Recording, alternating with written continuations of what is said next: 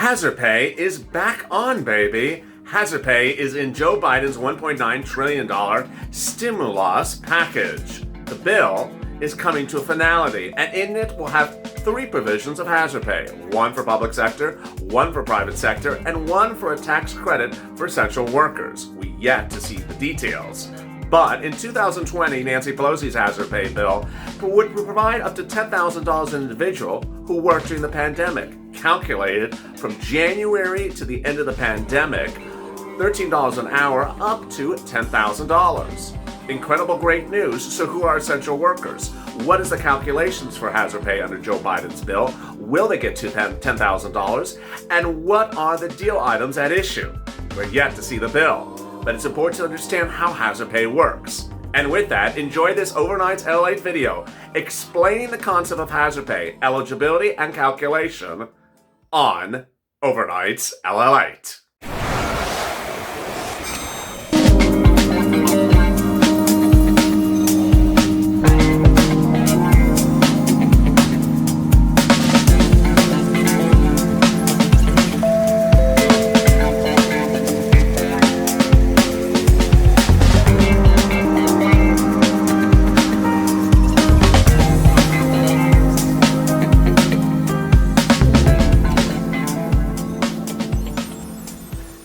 What is the future of hazard pay under a second stimulus package, and do we have any more clarity today from the Republicans? Hey everybody, this is LALATE with a second stimulus check and stimulus package update for today. This one's about hazard pay, that $10,000 from the federal government which could be coming to you if the second stimulus package from the Democrats is approved.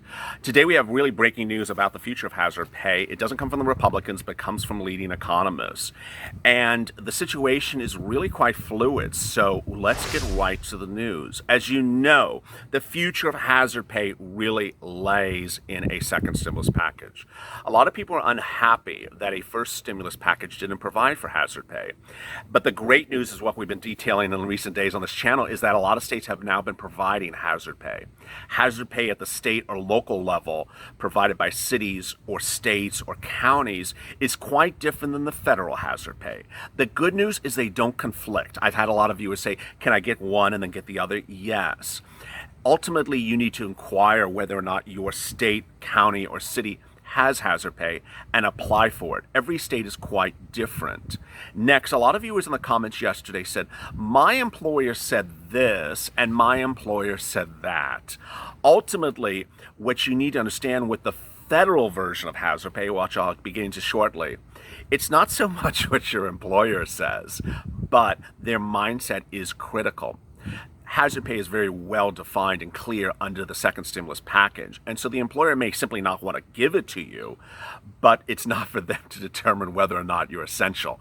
The bill actually says what is essential. So under the federal proposal, which is the HEROES Act, subsection HEROES Fund, currently in the Senate from the House, it proposes hazard pay to essential workers. The bill defines essential workers in the bill. It says that essential workers include pharmacists, grocery stores, shipping and receiving, drivers, that's private and municipal drivers, so Uber and Lyft, and also, local bus drivers, warehouses, distribution, maintenance of buildings, cleaning services. Those are very well defined, and dentists. The dentists have their own provision in there. I don't know how they got it. It literally says just dentists.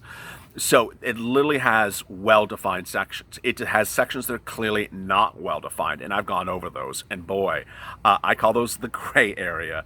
Walmart, Costco, Target, CVS, Walgreens, Sam's Clubs, all those type of places are really not well defined. Because I've had viewers that said, hey, I worked in Walmart's pharmacy. I worked inside of Walmart near the pharmacy, but not in the pharmacy. Am I qualified? The confusion is that the bill talks about the name of the location, but not the task.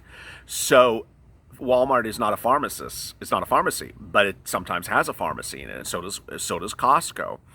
And it's also not a grocery store, but has a grocery store in there. So what happens?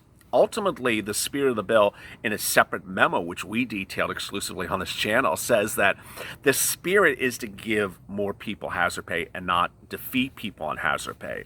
But the future of hazard pay is so critical. In a new statement issued moments ago, Josh Bivens, who's director of research at the Left Learning Economic Policy Institute, estimates that not providing an extension of FPUC, which I'm getting to in another video, $600 per week, and ending hazard or not providing hazard pay would severely hurt the American economy. He said enhanced unemployment insurance, which is FPUC, UI, PUA, combined with hazard pay for essential workers and strengthened job standards, safety standards, are, quote, good economics and good health policy as many Americans face the choice of an unsafe work or poverty. Now, I want you to understand what he's getting at there, because this is so critical, and I hope both political parties understand this. As the pandemic picks up, essential workers may not wish to work in their essential place of work because they don't want to get sick and they're not being compensated extra to get sick. What am I talking about? Well, when the pandemic first hit, a lot of us just didn't know what was going on. We didn't know how serious it was. We didn't know if it was going to continue. We didn't know everything about it. Now we know a lot more about it. And there are new reports that say that essential workers may not want to work in essential workplaces anymore because they're hazardous places and because they're not being paid hazard pay. And so there may be a flee of those people from those jobs to ultimately go to unemployment or go to another type of job, leaving those jobs unstaffed and ultimately hurting the American economy. Here's an example. Grocery stores, which, we don't inherently think is dangerous, but being in a grocery store during a pandemic is a hazard pay environment. You are an essential worker.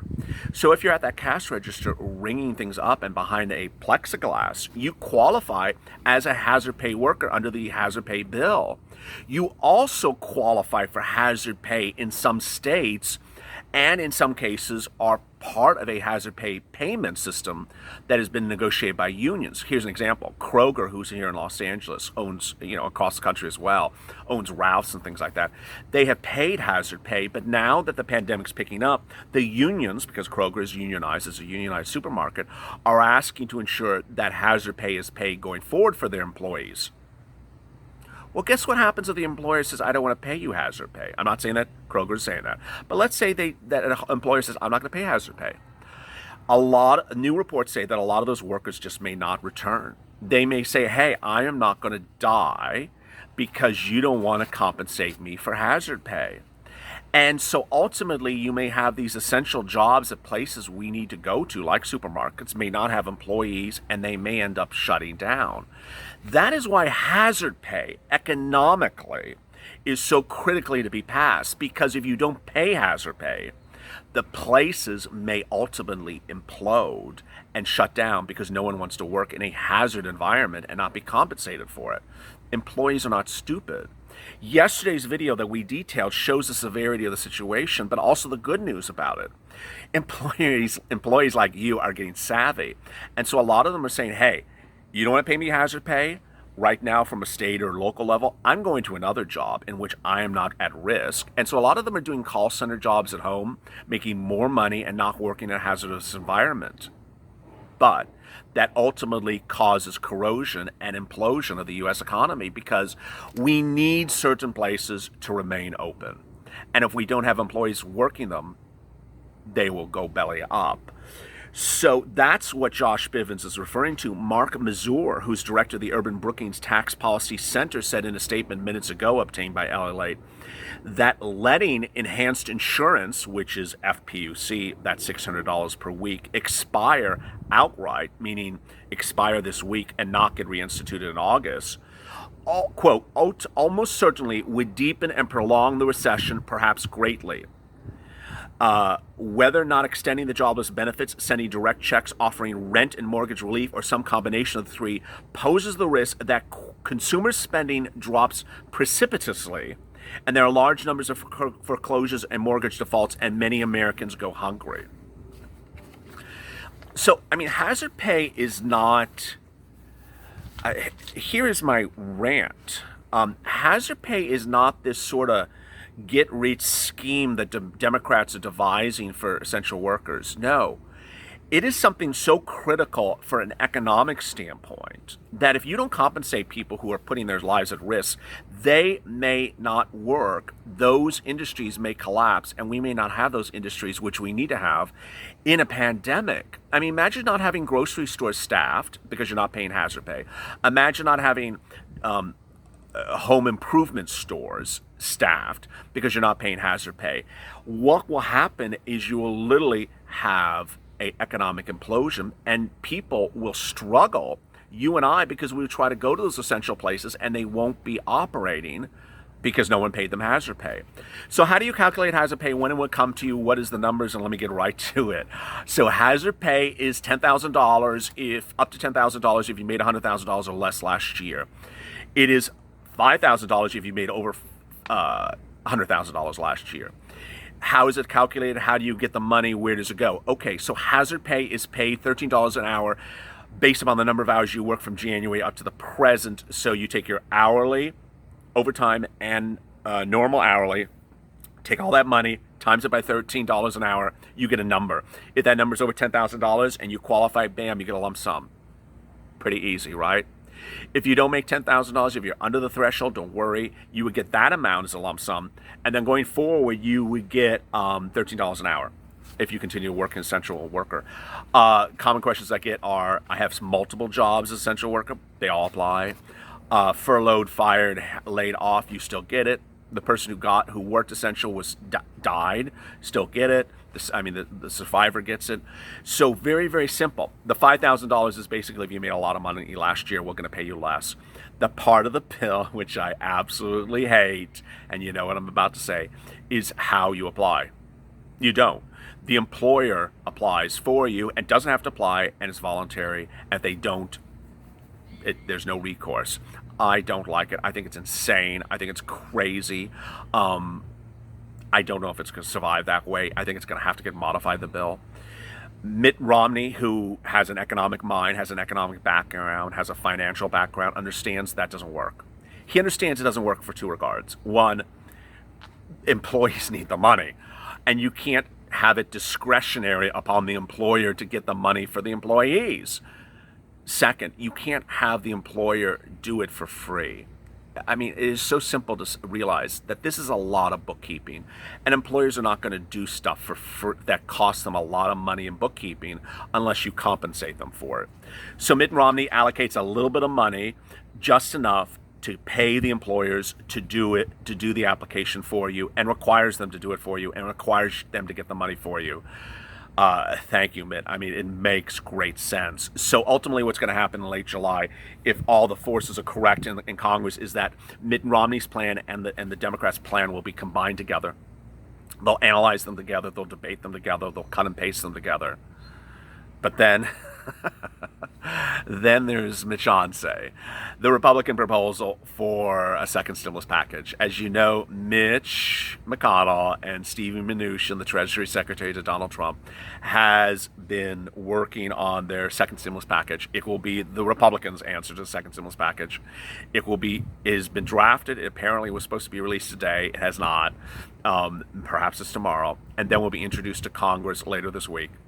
They're going on their grand tour to promote it. I call it the Mitch-Ansay's tour. And we will see what they're going to say about hazard pay. Based upon the comments I said from the economists early on this report, boy, I mean, if you don't compensate essential workers and you're a Republican, I don't know what your excuse is. I really don't know what your excuse is. I mean, let me, and I'm not being partisan, I'm using their exact words. The Republicans have said we don't want to create a welfare state. We don't want people to stay at home and collect welfare checks. Well, these aren't hazard pay workers, are people working. So that argument doesn't work for not to pay hazard pay Republicans. They are working. So are you going to pay them because they're working? Or are you not going to pay them because they're working? The thing that a lot of viewers resonated with me earlier, I think it was on Saturday I said this. Republicans have said that they want a part of the second stimulus package, a provision that gives protections to business owners, employers, so they can't be sued because of the pandemic. Okay, I don't see anything wrong with it. On the other hand, you don't want to, the employer wants to have an unsafe work environment, doesn't want to be sued. Okay, well, are you paying hazard pay? You can't have your cake and eat it too. I mean, you really, really cannot have your cake and eat it too. You can't say, I don't want to pay unemployment extended benefits because people just stay at home. Well, my hazard pay essential workers are not staying at home, some of them, or haven't stayed entirely at home. That's why it's called hazard pay. They worked some hours. They don't have to work the entire, remember, for hazard pay, you don't have to work the entire pandemic. You could have worked January, February, March, and were laid off. You still qualify for hazard pay. But under the Republican plan, don't say to me that, hey, if you stay, I'm not going to pay you because you're just collecting benefits. No. Ultimately, $13 an hour on top of what people make for hazard pay is not a lot of money. It's not asking too much. It should be paid to them. It really has to be paid for them. It's an economic issue, and it's a fundamental issue to survive this pandemic. More lockdowns are going to be issued. The essential workers' jobs are even more important. There's a couple things that are so important as this pandemic gets worse. That is rent, being able to have food to put on the table, be able to pay your utilities, and being assured that that the essential workers who are working to keep this nation moving as lockdowns are issued are not at risk and are compensated appropriately for their jobs. So if you have comments to today's video, which I'm sure you do, drop them below. A lot of great stuff today. I want you to stay motivated. I want you to stay positive. I want you to stay focused. A lot of new developments coming out all this week. So with that, also stay with LALATE for more.